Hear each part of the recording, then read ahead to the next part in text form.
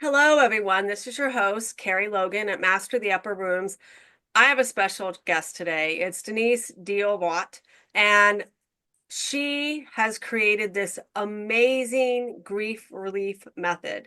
And before I have her talk, I got to say, everyone deals with grief differently.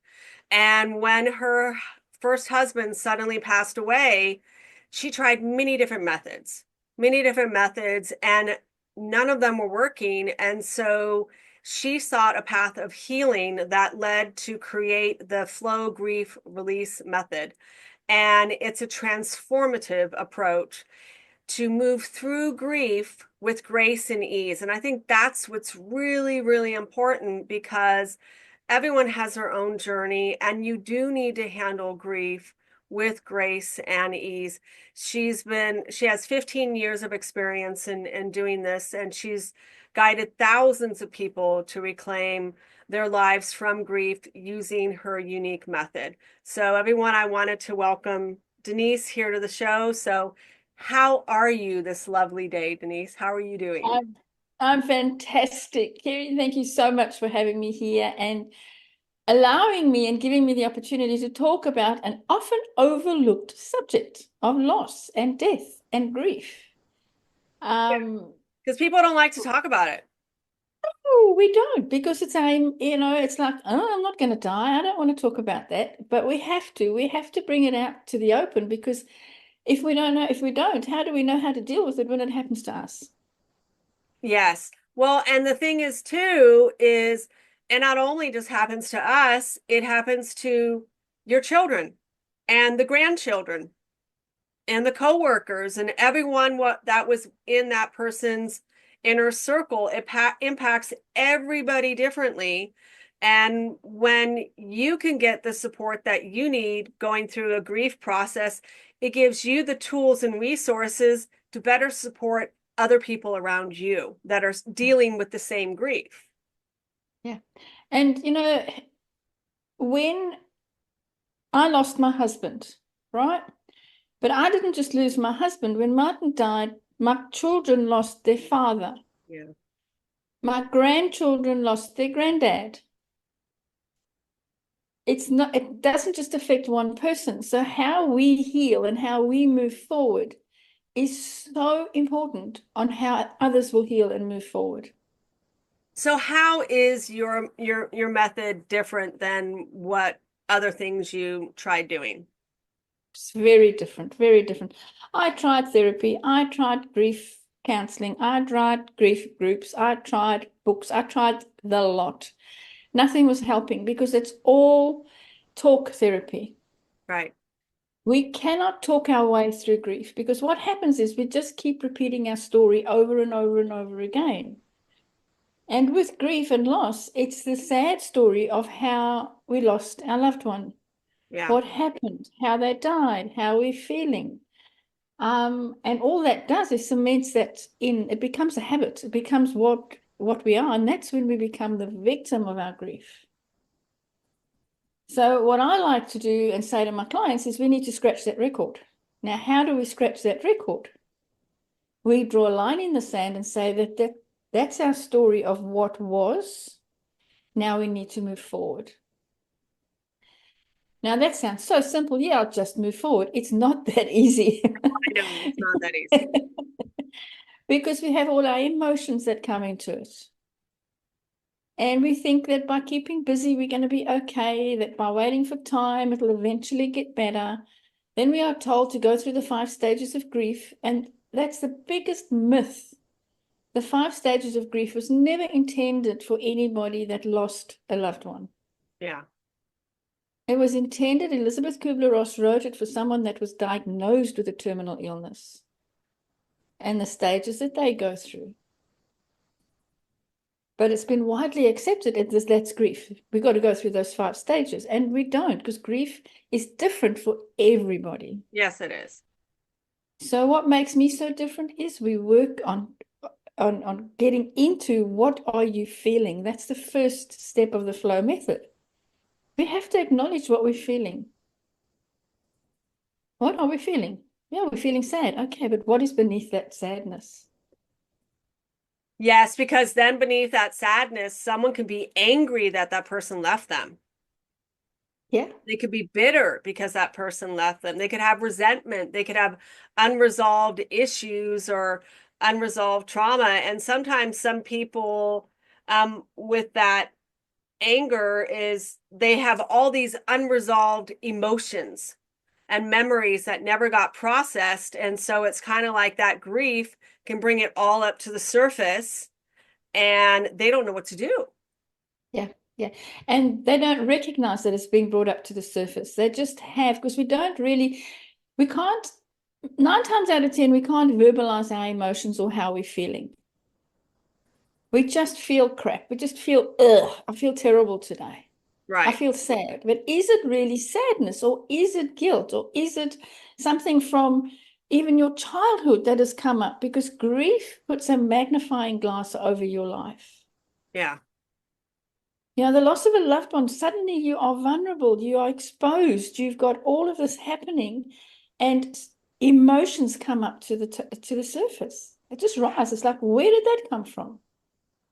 Well, and a lot of people too, which is interesting. I don't share very much, but I did get into the grief support work for a while. And when I would go see families after someone passed away, the stories I were hear were interesting. And like one of them, the guy said, "Oh, just last week I saw my mom sitting in that chair and she started talking to me." And he just, and I just sat there and listened to him. And he's like, "I don't know who to talk to about this." And when we have those spiritual moments, it's for me, I took care of my mom the last 5 months of her life when she was on hospice. She moved in with me. And when she passed, literally for the first 2 weeks, I smelled her in my Yeah, house. I mean, I would go grocery shopping and I'd walk in the laundry room and there's the smell of my mom. And I would just yeah, start bawling, yeah, bawling, just crying. yeah. And but she never was in that laundry room for the last, 3 months of her life. So there's no way I could have smelled that. That's right. Yeah. And so we have profound, people have these sometimes profound spiritual experiences. Like you could smell them, you could feel their energy, you could hear them. I remember one time having a cat that passed away, and I was in Mhm. such grief with the cat passing that while I was lying in my bed by myself, no animals in the house, I literally felt like the cat jumped up on the bed. I, You know, yes, yeah, I've just lost. As a young girl, I had a poodle, little poodle that was run over, and she was always on the bed. You could feel her on the bed, on the bed. She would jump on the bed after she passed. I have just lost my little fox terrier doggy that I've had for 10, 15 years. She passed away a month ago. And she was a rescue, but she adopted me. So that bond was really special between her and I, and my grandson as well. And he'll say he woke up in the morning, he said, "Oh, Sally was on the bed with me this morning. I could feel her on the bed with me this morning." And I said, "I know, me too. I heard her coming into the bedroom." So we have these after they pass away. and people don't know what to do and they think they're crazy when you talk about it, but this stuff happens. It does. It does. You know, yeah, like when I heard Sally, I went, "Oh, hello, Sally." And oh, no, hang on, Sally's not here. It's that real. It Yes. is that real. And it's the same with my husband. When my husband passed away, I remember one night watching TV on my own and everything. And I got up to go to the bedroom. And as I got up and walked into the bedroom, I switched off all the lights in the house, walked into the bedroom. And as I was in that doorway, I remembered, oh, my phone. So I pivoted and turned around to get my phone. And as I turned around, there was somebody there. And I didn't go, ah! I just went, "Oh, sorry," because it was like I'm walking into somebody. And then I realized, hang on, there's nobody in the house but me. And then I went, "Okay, so you want to come to bed? All right, just let me get my phone." Yes, we can it's interesting. I'm glad I can share this with you and we both get it because it is something that I think people find fascinating, but when they have that experience too, they don't know how to handle it and it it's hard. I mean, I remember for me, it was going through my mom's estate. Yes. Even just that, she had not passed away yet, but she was in the transition of, okay, we need to get rid of her estate. She's got X amount of time to live. She has to move in with you. And even doing that was grief. It was like I started grieving the loss of her before she even passed away because I knew Yeah. it was coming. Yeah. Yeah. And some Yeah. people need help with that because it's hard. It's like, It is incredibly hard, yeah, you know, and it is the most misunderstood emotion. The most misunderstood emotion. It's not like anything that you have will ever experience in your life, ever. yeah. Now, how do you verbalize it? How do you tell somebody how you're feeling? So you want to repeat your story all the time and tell them, and I'm feeling like this, but we have to actually stop and we have to go within and start healing ourselves. We do. We really we do. Yeah, yeah. And that's part of the feeling is what am I feeling? What am I feeling? You know, there's a lot of disbelief in it. There's a lot of cultural issues that come into it as well. A lot of um, well, we don't do that and we do this, and a lot of beliefs of how we should grieve. And the fact is there is no right or wrong way. It just is how you do it. Right. Whatever that is for you, whatever it is for you. Some people cry, some people don't. Some people scream, others don't. Some people shut down, others don't. So it's so individual that there's no one cookie cutter solution. Go through the 5 stages of grief, wait for time, and eventually you'll be okay. You have to actually be active in your life, active in your healing journey. Yes, and I really think too, a lot of people, they're told take the time off. Take this time off to, you know, process your grief and all of that. And I think the biggest mistake a lot of people do is they don't take that time off. They think, oh, I'll just dive into work and I'll distract myself, like you said. But again, it rears its ugly head when you least expect it. And and then it impacts your quality of work, it impacts the quality of your life. Yeah. And then you're I think the longer you go without processing, taking that time to step back and process it and do all of it, you're actually doing a disservice to yourself. Mhm. I always say to everybody, invest in yourself, Yeah, whatever that looks like. Invest your time. Invest invest in you, not in things, not in others. yeah, Now, taking the time for you is investing in yourself. You're putting back into you. But the problem with that is that when we're still, everything comes flooding back. yeah, And we don't want to process that because it's painful. So what do we do as human nature? Oh, we get up and we get busy. Oh, I don't want to think about that now. I haven't got time to think about that now. I'll just go back to work or I'll just go to the kids or whatever. And yeah, that's the wrong approach. And I hate to say the wrong approach, but it is because we need to be still and we need to feel. yeah. Because we can't let go of those emotions and start healing, start moving forward if we haven't processed them. We might think we are,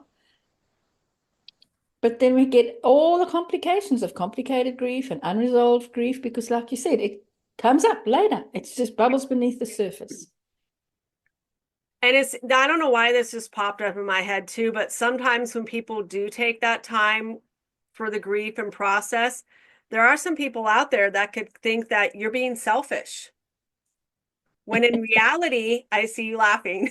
When in reality, it's not. But it's people have all these weird conceptions in their minds, and because they'll like tell you, well, why do you need to take off, just get focused on your work and do this and that, but you're just dying inside almost yourself because the grief is so unmanageable. And that's why I tell people sometimes when you're dealing with grief, be mindful with who you talk to. Mm. Seriously, Mm. be mindful because you can talk to some people that you can relate to, and then and you feel good. But then there's people you can talk to that they can't relate with you, they can't connect with you, and they just feel sorry for you. And then that's And that's, worse. oh, that's the worst. I have stopped calling myself a widow. I'm single Yeah. because the minute I say I'm a widow or somebody introduces me, I get what I call the puppy dog look. Yep. And they go, "Oh, I'm so sorry." And I think, what are you sorry for? It's 15 years later. You didn't know my husband. I've Right. been living happily for 15 years. I've reimagined my life. I've got a whole new life, whole new career, everything. What are you sorry for? So when you say you're single, it's like, oh, cool, okay, and they accept that. That's it. Right. So there's this whole stigma around loss. Yes. Whether and I've got a lovely client that works with mothers that have lost a child, and she gets the same. Oh, I'm so sorry you lost your daughter, and she thinks, why are you sorry? You didn't know her, and it's the same pattern. So it doesn't matter whether you've lost a child, you've lost a husband, you've lost a mother. You get that sympathy look, Yeah. like we're the victim of it, and we're not, unless you are. Yes, and that's true. And that's the hard part is unless I know I can be transparent here with you because you're going to get it, but some people know how to milk that sympathy card. Oh, oh, I have it. I have a beautiful group and a Facebook group that I've had for years. And the amount of people I've had to get out of the group and get them moved on from the group because milking the fact that they've lost this, oh, I'm feeling so lost and I don't know what to do. And then you get 100 other people climb on the bandwagon. Oh, but mine was worse than yours and I lost mine and I know how you feel. And another one comes. They just pile in on each other Yeah. Misery until I loves eventually, company. you know, misery loves company. So, I've got a very strict rule in my group is unless you can lift somebody up, don't post. Because nobody wants to hear your story. Everybody's there because they're suffering from grief. That's the end of the story. We're all there for a reason. But how are you going to lift somebody else up through that? Yeah. And that's why things like grief share. I mean, I've got one client that did grief share 5 times. And her being such a beautiful client now, I said to her the other day, I said, so what didn't you understand the first time in grief share? Why did you have to go 5 times? Yeah. What'd you say? And she just laughed. She said, I know. She said, I thought the second time I'd get it better than the first time and I might have missed something. She said, and I said, after 5 times, what were you missing? She said, nothing. It was all the same. We were just sharing our story. Yeah, and that's the hard part too, is that, like you said, a lot of people sometimes they can be invested in their story, and you you've gotta let it go. You seriously do. Yeah. It's just Yeah. it's It's hard. hard. Yeah. Sorry to cut into you, but it's harder to be not invested in your story than what it is to be invested in your story. When we're the victim, it's so easy to be the victim of our grief and of our story and of our loss and of our life because we're meeting one of our human needs, which is love and connection. So people are still connecting with you, they're still loving you, but in an unresourceful way. It's not a way that's going to lift you up. It's like, oh, I know, it's terrible, isn't it? I feel for you. And how are you feeling today? Whereas when you start doing the inner work on yourself and you start moving through that, you start moving forward, you start, who am I? I want to love myself. Like you said, people start criticizing. They start saying, oh, so you're being selfish now. Yeah. I had one friend of mine say to me, we never see you anymore, Denise. And I said, that's right, because I have a life to live. It was after Martin died because I was always at home. She knew she could pop in at any time. And, she was quite upset with the fact that when she decided to pop in, I wasn't home. Yeah. So we change, we become different. But it's easier to stay the victim and stay who we are to please others. This is true. So, what are some of the main goals that you have people set, let's say that are dealing with grief and loss? Like, do you work on goals for them? All the time. It's purpose. It's finding their purpose. It's finding their why, finding who they are again. So the goals will be all different. You know, I had one lady that her husband was killed on a motorcycle. I think it was about 2 or 3 miles away from home. Wow. And they never had kids. They never, but they'd made a pact before he died that last man standing goes on living and loving. That was just part of their talk. And when he did die, she knew she had to go on living and loving. So her goal was to find another man. But she didn't want to find another man in her broken self. Correct. She knew that's who she would attract. Exactly. I was actually talking to someone today just about that, where I think it's been 10 years since her partner left, and she's gone out and has tried dating. And she said it's just horrible, horrible, horrible. And she's like, I'm meeting all these broken men. And I said, yes, but you're still broken inside. Yes. And that, like attracts like. You've got to, clear that. And there sometimes there can even be the belief, and they don't realize they made this belief in their grief where they could have said, I'm never going to love that way again. Yep. It's subconscious. Yes. And you can plant that seed, and then that takes root. So when you're trying to go out there to meet someone else, you already made this promise, this vow, this belief that I'm never going to find that kind of love again. Yep. And you've got to, if you want to find love again, you've got to extract that root that you planted. Yep. You've got to go to the core of it. Yeah, you got to let it go. You just, then that's the L in flow. You got to let it go. So, until we actually know what we're feeling, and part of that is the feeling. That's what do you feel? Anything. I don't know what you're feeling. You tell me. We'll work together through what you're feeling, and then go deeper. But the letting go is letting go of the you used to be. Yes. And what you used to have with that person. And what you used to have with that person, who that person was. Yeah. Because, like in the case of your friend that's a widow, and I see it a lot with the widows I work with, is and mothers as well, but more so with the widows, is that they've lost their life partner. How do I move forward now? Yeah. Nothing will compare to the love of my life. And they put this man on a pedestal. He was perfect. Nobody's going to be as perfect. Right. And I always say, that's right. He was perfect for you at that time, but who's going to be perfect for you now? Yes. I And love it's how like, you say that. That's so important, because you could have met that person in your 20s or 30s, and the kind of love and the relationship you had with them then, now let's say you're in your 40s or 50s or even 60s, it's going to be a lot different.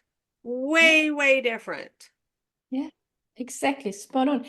And it's like I had one lady say she'll never find another man, she'll never get remarried again. And it was a post in my group, and I just reposted to her, and I said to her, I'm curious to know, do you have more than one child? And she came back and said, yes, of course, I've got 3 children. And I said, so do you love them differently, or do you love them all the same? So when you had your first child, did you love your first child so much that you vowed never to have any more? And then put it into perspective. No, of course not. She says, oh, I've never looked at it that way. Yeah. But that's how our mind goes. It plays tricks on us. When somebody loses a child, they say, oh, I'll never have another.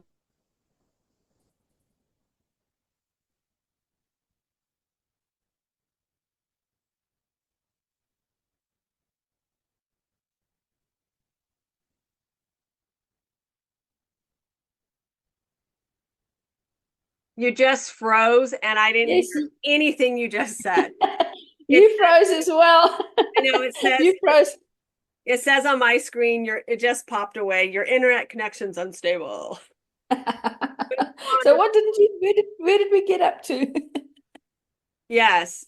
You were talking about loving your child and how the woman had three different kids. Yes. Yeah. Yeah. And and yes, that's a really good way to look at it is we love our kids all different in different ways. And some are easier to love than others, and that has to do with just their personality. Yeah. You That's know right. who they are. So I love how you say that and you how put that. So can you explain the significance of the flow method and how it helps you navigate, through your grief? Mhm. How did it all start? How did it help you? Because I'm really fascinated with what What you I did.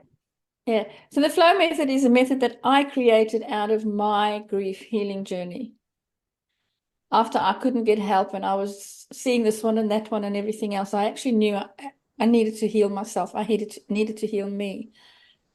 So when I had gone through my journey, and it was really quick, I reverse engineered. I remember sitting one night going, how did I heal so quickly? And it was okay. The very first step was to feel. I felt every pain.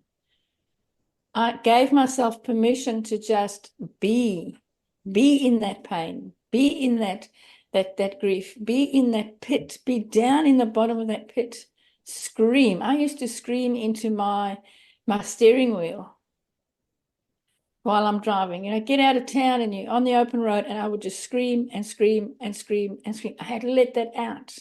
Yeah. I was feeling, I didn't know what I was feeling, but I had to let that out. I had to let that energy release it.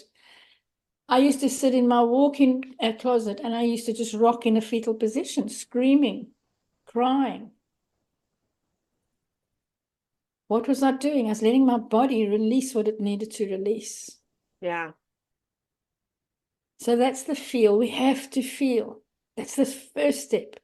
The second step is to let go. Now we know what we're feeling. We know that we felt. We know that we're feeling this. What are you letting go of?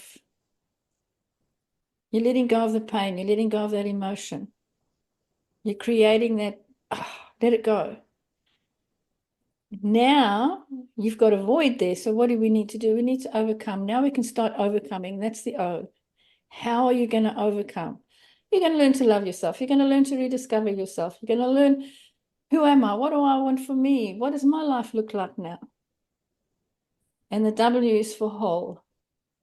Right. I know who I am. I know where I'm going. I've got purpose. I've got a mission. Now I can start reimagining my new life. Yeah, and it's just taking one day at a time because I always like when I was dealing with the grief of my mom passing, I did literally have to take one day at a time because when someone is having to deal with the estate and banks and death certificates and going to the funeral home and getting a hold of all these people, it's not fun. I mean, It's it sucks. It's not fun. And then, like in my case, and I know in a lot of other ladies' case, because my husband passed away in hospital of a blood clot, which was unexpected, he had to have an autopsy. Ugh, Okay, because that's the protocol. yeah, Um, Autopsy, not a problem. Blood clot, not a problem. The problem was that they put on his death certificate cause unknown. yeah, So my insurance company, because Martin and I had a business, so we had life insurance so that if anything happened, all the business expenses and that would be paid. Wouldn't pay out. Why? Because cause was unknown. yeah. So you have all these things that you're dealing with. Well, and one thing when I did grief support, and it's interesting because my this was several years ago, my landlord at the time, his parents lived right next door to me, and when they passed away, he wanted me to move into that house because my son has cerebral palsy, and it was a one-story house. It had wheelchair access, all of that, and it was a really good fit. So, but what was really unfortunate for him is after he did, I helped him with the estate sale and stuff. None of his family wanted to help him with anything else. So That's I I told him, I said, no, let me help you out. I do want to move in that house. I'll pack everything up. And I said, but I need you to give me a jar. I want you to find a jar. And I'm going to, whatever money I find, I'm going to put in that jar. Because a lot of people don't realize this is sometimes parents hide money in pockets, jacket pockets, pants pockets. They can tape it underneath drawers. You pull out drawers. I found money taped underneath drawers. He found money underneath. I warned him. I said, before I was going to do this, I said, I want you to go through your house or go through their house, pull out all the drawers and feel. And if they have any of that paper, where people line the cabinets or the drawers, lift that up. See what you can mm, find. He said yeah, he found over $500, yeah, literally just by him doing stuff. And then when I went through and just packed everything up and took stuff to charity and this and that, I found him more money and more stuff. I even found in the back of his refrigerator their wedding cake that was wow, 30 years or something. Yes. Yeah, just some amazing, things. And that's the hard part too, is sometimes when we can't do that we can't do it ourselves because it's so painful, we gotta ask someone else. And if you, like for me, I knew I had to offer it, or else that house would have sat there and sat there and sat there because it was too painful for him to go through it. And no one in his family was offering. And so it was just sitting there. So mm, sometimes we do need to step up and and and be gentle, like you said, with grace and ease, say, what can I do for you? yeah, Because sometimes yeah, they can't do it no. for themselves. And how can I help you? How can I help you move forward? What do you need to move Yes. forward? And very often they're going to say to you, I don't know. I Yes. don't know what I need. And that's okay. Don't stop there. Don't stop there and say, oh, okay, well, when you know, let me know. No, just go, all right, that's fine. So what are you doing today? What needs to be done? What's the next step? Have you done this? Have you done that? And they'll go, oh no, I still need, and then you go, okay, well, let's do that. Let's go. And I had a client that needed to clear out her storage shed that she'd had for 5 years with all her husband's business stuff and everything. She just couldn't get there. Yeah. And within a week of us working together, she had cleared that out. She rallied her friends around and she cleared it out. And that was the first step to her healing and letting go, Yeah. because all that old stuff wasn't there anymore. But for 5 years, she couldn't touch that storage shed. So it's just a gentle, well, what about rallying your friends? Have you thought of rallying your friends around, getting your friends? I have, but they're always busy. Okay, so what friends do you know that won't be busy? Yeah. And it's gently just guiding them into that space that they feel, that container really of feeling loved and supported. Yes.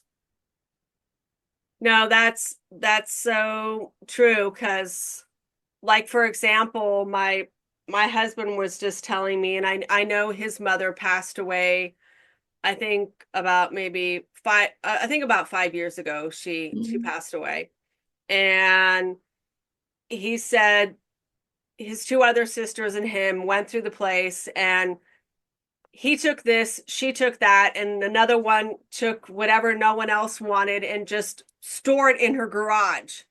And just last week, the other sister came over and said, okay, I'm ready to go through this with you now.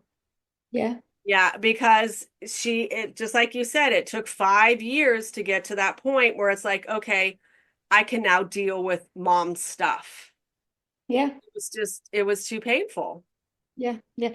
Because you see, even though it's just stuff and it's got no value to anybody else, Yeah. the value is in the emotion that's attached to that stuff, Yes. the memories that are attached to that stuff. Yes. No, my husband was sharing the same thing. Like he's like, I got stuff of my mom's I have no use for at all, but I can't get rid of it. And Yes, yeah, I told him the same thing. I said, I have the gown my mom wore the day she died, yeah. and I can't get rid of it. No, You know, it's I know exactly where it is. I just yeah, can't. yeah. And that's okay. That's okay. You know, so many people say, well, when is it time to get rid of this stuff? When you're ready. Yeah. There is no time limit. In a widow's case, when should I take my wedding ring off? When you're ready. If you're Right. never ready, you're never ready. It's okay. Yeah. There's no hard and fast rules. You know, my mum died, about 20, 30 years ago, and I still have a plastic container with all the stuff that she crocheted and knitted and made for me. I'll never get rid of it. It Yeah. moves from house to house. It goes into storage. It comes. That's Gran. I call it Granny's box. That's Granny's box. Okay, and that's it. So what's going to happen to Granny's box when I die? I don't know. The kids can do whatever they like with it, but we do hang on and hold on to some significant stuff. We need to do that. It's Yeah. part of our healing journey. We And revisit that item or whatever it is as often as you need to. yeah. Yeah, and I mean, and there are moments, I mean, it's very, very brief, but I remember, I think maybe 2 months ago, I was doing something and I stopped and I looked at one of my friends and I'm like, I smell my mom's perfume. Yeah, And I knew it, I don't wear it. No, she wasn't wearing it. No one else was. All of a sudden, boom, pops up. Here's that, her yeah. smell. Her smell. Yeah, my mother was a smoker. And I every now and then go, oh, I can smell smoke. Hi, mum. I actually go, hi, mum, how are you? You know, I acknowledge that, yes, I know you're here with me. Because I'm not a smoker. Nobody smokes around me that, Yeah, and it just suddenly have that strong smell of cigarette smoke in the house. It's like, oh, okay. Or in the car, I'll be driving yeah, somewhere and you'll get that, who's smoking? Nobody. Oh, okay. Hi, mum. yeah.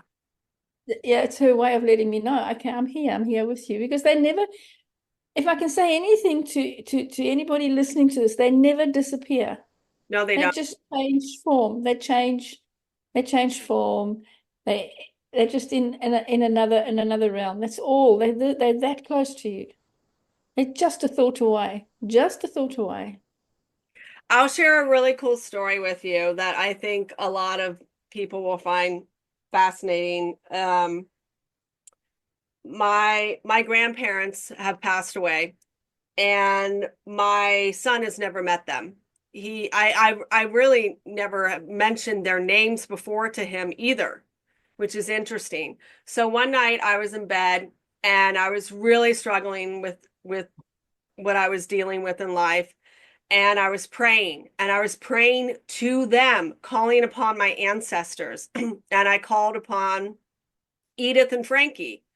And on my son at the time, I think he was maybe 4.5 years old. And he said to me, Mom, there's this beautiful angel and its wings are going like Yeah, this. And he said, and there's two other people next to the angel. And I'm like, what are their names? And he said, it's Frankie and Edith. yeah, And I was like, I literally just broke into tears. And he said, they have a message for you. And I was like, what's the message? And he says, everything's going to be okay. mm, And yeah. I was just so blessed and so thankful that he could see that. But I couldn't see it, but he could see it and he was able to articulate what he could see. And he was just amazed by the angel wings. Just he took his hands and we're just like, it's just flapping and flowing. It's so beautiful and white, and there's this golden light. It was amazing. And that's because children are closer to the veil than what we are. Yeah. We've been taught and programmed throughout our life that that's rubbish. Don't look at it. What do you think? You got an imaginary friend? Come on. What, Yeah. get over it. Whereas children are still, they've just been born. They're just there. They haven't had the programming that we've got to shut down. Shut that out. You're talking nonsense. That's rubbish. That's woo-woo. No, it's not. It's life. Yeah. Yeah, I remember hearing another story that I thought was really fascinating. When 9/11 happened, this woman's child was in front of the TV screen watching, you know, the Twin Towers being hit, Yeah. and it showed some people literally jumping out of the building, falling, and she freaked out. She literally freaked out with, afraid this is going to scar her kid for life. And the Yeah. kid turned around and looked at mommy and said, "Mommy, do you see all the angels? All Wow. the angels floating around the building, taking all these people. Can you see this?" And the mom couldn't see it, but the child saw something mystical and magical and beautiful happening during this major tragic moment. And that always stuck with me. I was like, wow. Yeah. Yeah. And that's, I guess, why I do what I do as well, is that grief is not final. The death of a loved one is not final. Yeah, It's final in that we don't have their presence anymore. So it's okay to grieve that loss of that physical person. yeah, But they're still with us. They're still there along our journey.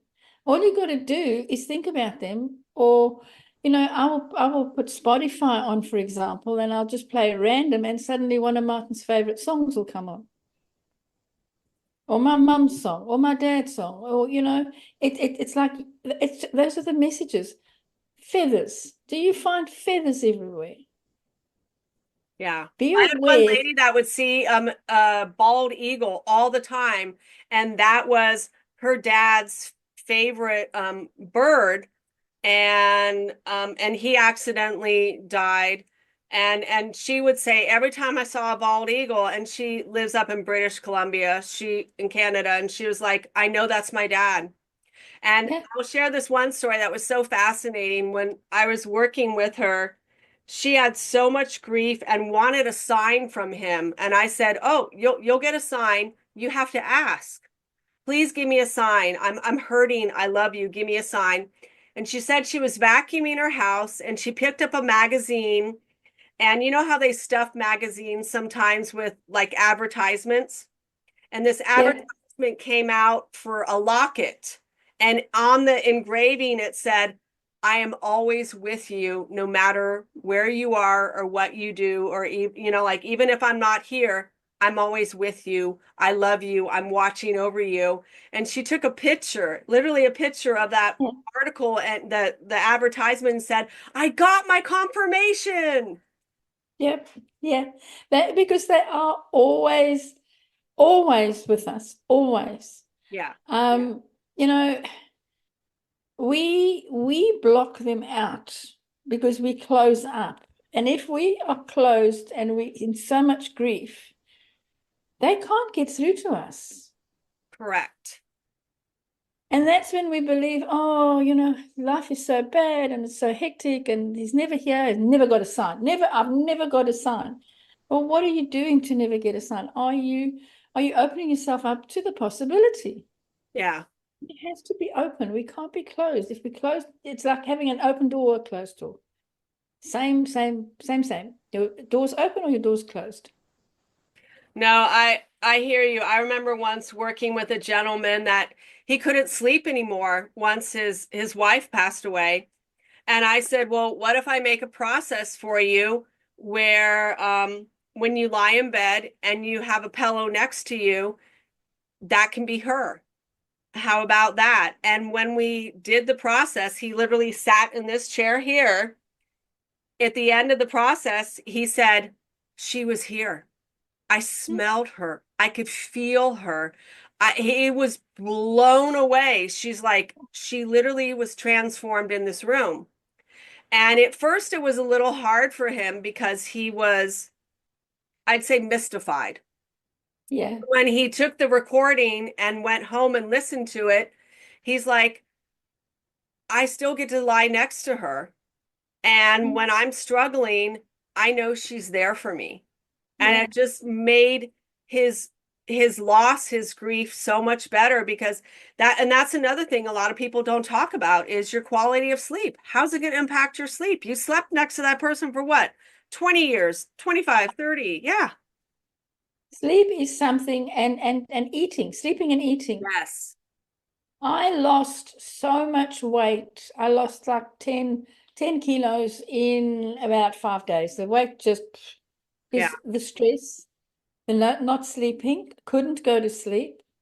I would toss and turn and toss and turn and then get angry because I'm not sleeping. But I'm not sleeping because that person is not next to me. Even though that person used to keep me awake snoring, there's this deathly silence now. Yeah. So it affects that. And when we don't eat and we don't sleep, what do you think your quality of life's going to be? What's your mental state going to be like? Yeah. And then we go, no, I'm fine. I'm okay. How? And I love it. I love the response. How are you? I'm fine. I'm okay. I'm doing okay. No, you're not. You're friggin' not doing okay. Yeah. Stop lying to yourself and everybody else. Stop masking your pain. Start feeling it. Start acknowledging. Hey, put your hand up. I need help. I'm not okay. Yeah, and I loved how you said that to stop masking that you're okay, because this gentleman clearly was not okay. It was impacting his quality of life, his work, all of that. And I told him, I said, when you know you're complete, you won't need to listen to that recording anymore. You'll just hold that pillow and you can wish her sweet dreams. And you know she's in your heart always, always, Yeah. always, always. But sometimes people need a little extra tool to to get them through that. I mean, we see movies all the time where people take their shirt and they smell it, or they take their pillow and they smell it. And if that's what you need to do for X amount of time, do it. Do it. Or if you need, one of my clients had her husband's shirt hanging up behind the kitchen door on the knob of the door. And she said, I've got his shirt hanging here, and that's where he always hung his shirt up when he came home. He'd take his shirt off and hang it up there.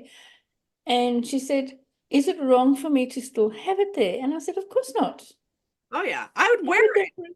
there. Yeah, Yeah, of course not. That's his shirt. And that's what I said to her. I said, put it on, wear it, hang it back there again. yeah, That's part of him. We have to embrace them. This is something with society and with the Western culture is when somebody passes away, oh, we don't speak about that person anymore. yeah.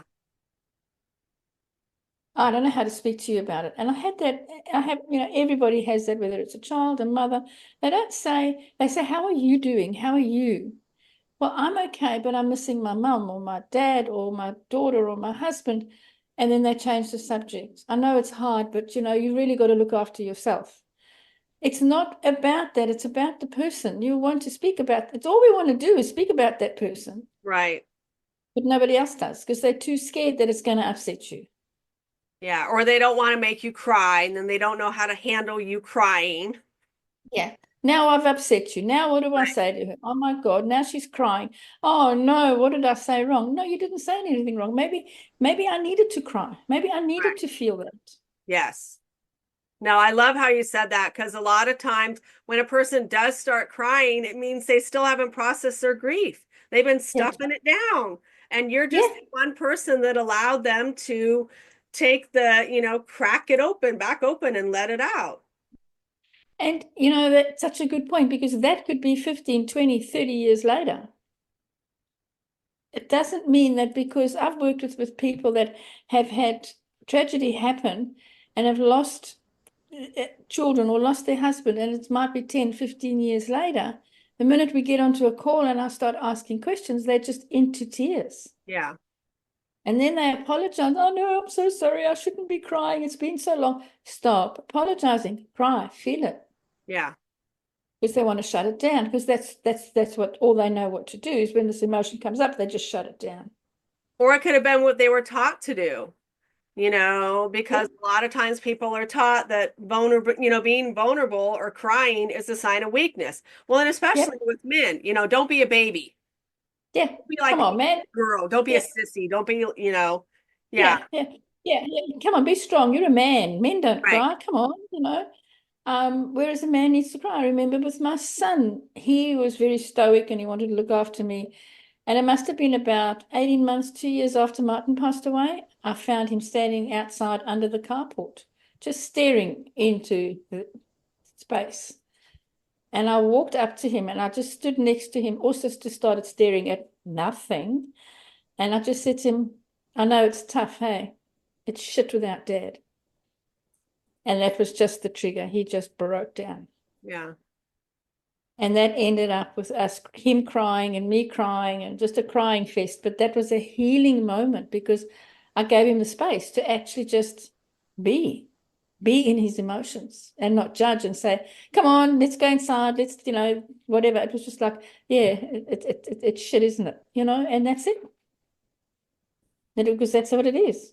yeah.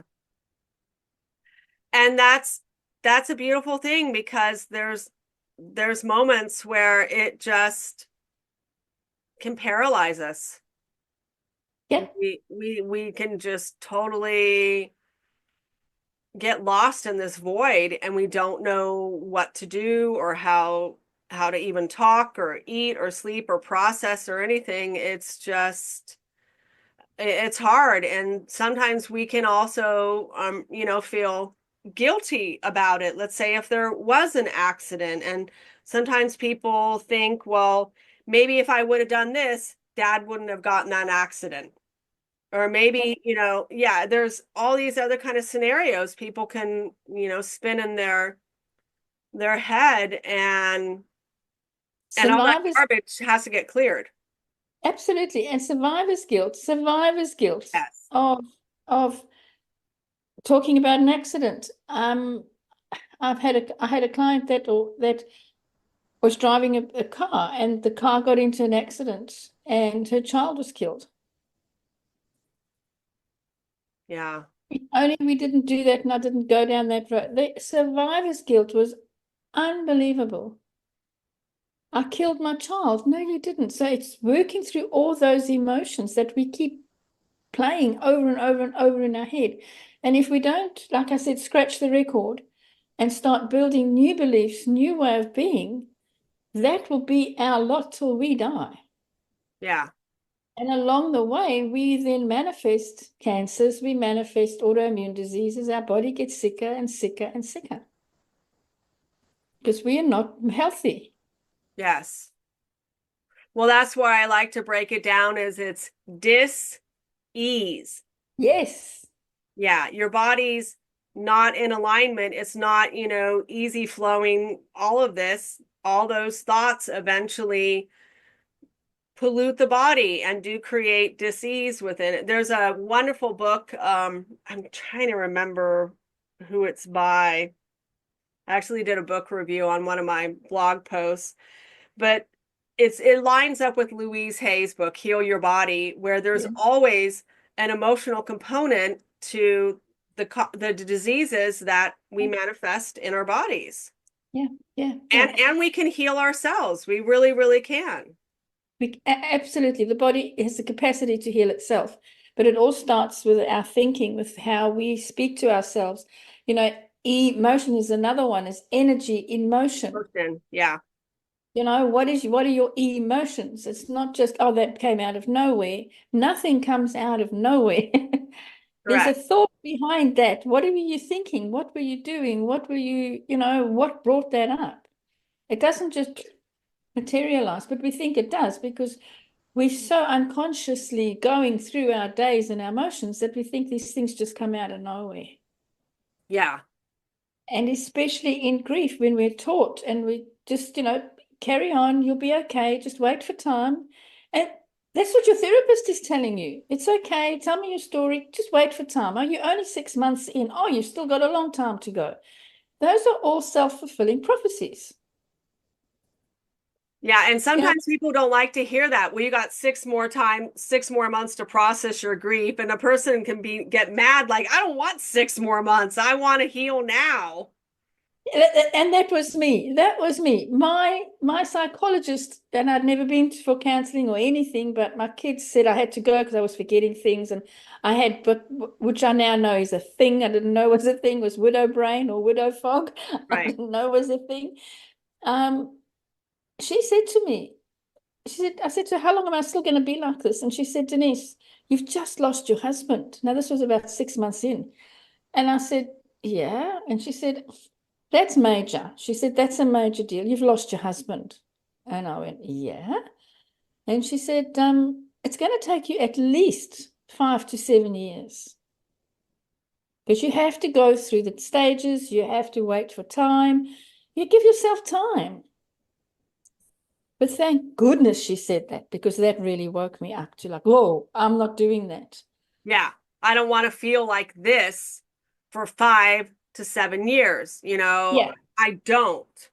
And yeah, so that actually was a gift it that was a she gift. gave you. It was a gift because it was like I was pounding the steering wheel on the way home and using 4-letter words and just let it all out at my steering wheel. My steering wheel became my best friend when Martin died. Became your punching bag. A punching bag, yeah. But that was my beginning of okay, I need to do something different here. What else is there? And then I found there was nothing else but that narrative. Yeah. And even now, 15 years later, it's still the grief narrative.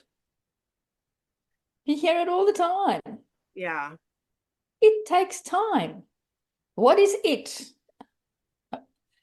Well, it takes time. Okay, so what is it? Well, the grief takes time. Then why does the grief take time?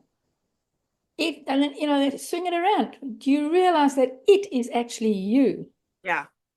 You are taking the time by not taking action. Yes, and not connecting to your emotions and not releasing those trapped emotions that are stuck in you and not processing or any of that and letting Yeah. and not letting it go. Yeah. Yeah, because we can't overcome and become whole if we're still hanging on to all the stuff that's inside of us, because that's all that's part of our past. Now, we've got to let go of that past. We never let go of the memories of the past, but we've got to let go of that life. Yeah. We have to, the life you had with your mother, you can't still be living that life. You have to let it go. Yeah. You'll never let go of your mother because she was a massive part of your life. But the life you had together, you have to let go of those emotions, that anger, that sadness that you felt when she died, that whatever it was, and the grieving. You have to let that go. I had to Yeah. let go of Martin. I had to let go of Martin and say, I love you, but I have to let you go. But I wasn't letting go of him. I was letting go of the life that we had together. Yeah. No, my mom had dementia, and like they say, it's usually not dementia that takes them. It's how they forget to learn to do the suck, swallow, breathe, to chew their food properly. Yeah, and that was I think the hardest part was watching the decline of where she couldn't stand up anymore, couldn't walk anymore, ended up being bedridden anymore, to where sometimes she knew who I was and other times she didn't know who I was. And it was like it's okay. I'll be her aunt and for the next, few hours, and I'm totally fine with that. Yeah.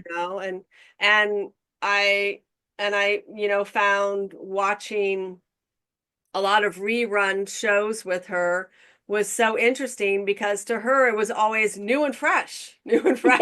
And I'm like, it reminded me of raising children where they watch the same cartoon over and over and over and over. And she loved Downtown Abbey. Oh my God, Downtown Abbey was her favorite.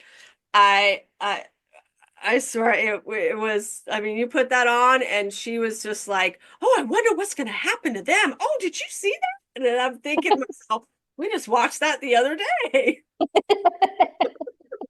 But it is, it's a gift, Yes, you look, and this, it's the same as with grief. When you look at yeah, grief and loss as a gift, what yes, is the gift here? yeah, What is my gift?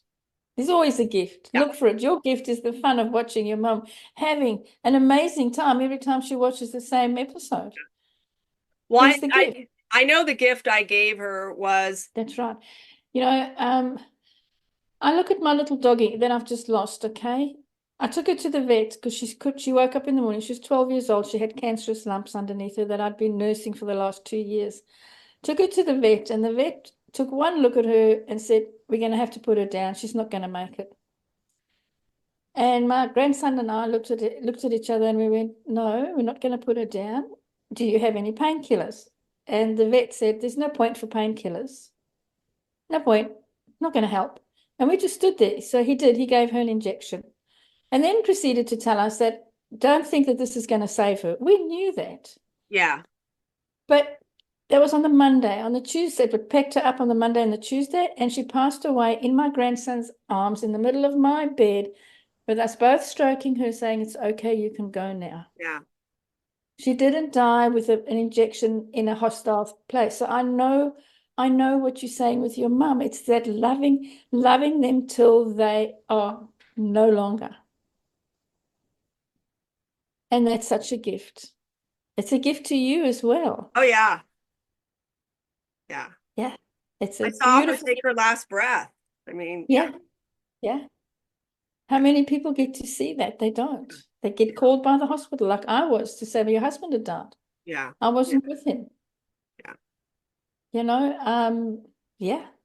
And there's a lot of guilt there as well. So what yeah. a beautiful gift. What a beautiful gift you had to say goodbye to your mother that way. Because she gave you birth. And Yeah, you she sit, did. she birthed you out of her body, and now you've given her body back. Well, and a lot of people were surprised that that I did this because my mom wasn't the very nice person. Because when people go through dementia, they can become rather paranoid and mean and all of that. And she was that in the beginning because she had so much fear because it was too close to home as her father dying. And she was very, very mean to a lot of people. But then they get to this other phase where they're almost childlike again. Yeah. And they're just sweet and they're just nice. And that's what I am so blessed to have that experience with her because it was so healing. I didn't see the angry, disappointed, afraid of dying, afraid of, this dementia. I saw a whole other a side of her that was she was like a child again, and it was beautiful spending those moments and that quality time with Yeah. her. And I'm so thankful I had got that opportunity because I didn't want her to die and still be bitter and resentful and angry at her for Mm. you know the things that happened when I was growing up. It was like, no, it gave me an opportunity to heal, I think, not only me but her as Yeah, well. absolutely. What a beautiful way for her to pass over and for you to witness, to bear witness to that. Yeah, yeah. Yeah, yeah, yeah. Well, I am so blessed and grateful to have connected with you. We have just been chatting away about this wonderful subject that a lot of people don't want to talk Don't about. want to talk about it. I know. And it's a necessary subject. People talk about it. Please talk Yeah, about it, yeah, especially to your other half. Speak to your husband, your wife. When you go, what are you going to do? What do I want you to do? Because yeah, that is such an important conversation to have. Have that conversation. Talk about it. yeah. It is. So I am going to create a blog post for you where people could find you. But while you're here right now, where can people find you? What's your website? How can they find you? Okay, the best place is my website, which is all the W's, of course, flowgriefacademy.com. On there you will find my how I can help you. If you want to help others, I've got the Flow Grief Academy as well, which you can become a certified flow grief release practitioner. If you want to help others in my method, you can book a call with me. So you can book a call with me. We can have a chat. That's free. I don't charge for that. That's to find out where you're at, what you want to do. Do you want to help others? Do you want to heal yourself, or do you just want some advice? That's a free call that I offer. And then of course I've got my podcast as well, Grief Unlocked. I'm on YouTube. I'm everywhere. I've just released my book, so that's on Amazon now as well. So Nice. I'm everywhere. But the best place to start is my website. Everything Okay. is there. Okay, great. Yeah, I see that you got YouTube, you got Instagram, you got Facebook, you got I think TikTok as well. So I've got TikTok as well. I'm on TikTok too. That was on my grandson. Granny, you got to be on TikTok. Okay, I'll be on TikTok. yeah. You're more bold than me. I need to start, I need to do that. Yeah. So kudos to you. Well, I am so happy and so blessed to have this opportunity to just chat with you. Oh, it's been lovely. I've thoroughly enjoyed it. So Yeah. you, Denise, have an amazing rest of your day, and I'm so blessed that the world has you in it. So thank you. Thank you. Thank you so much. Thank you. Okay, you take care. Okay. Thank you. Bye.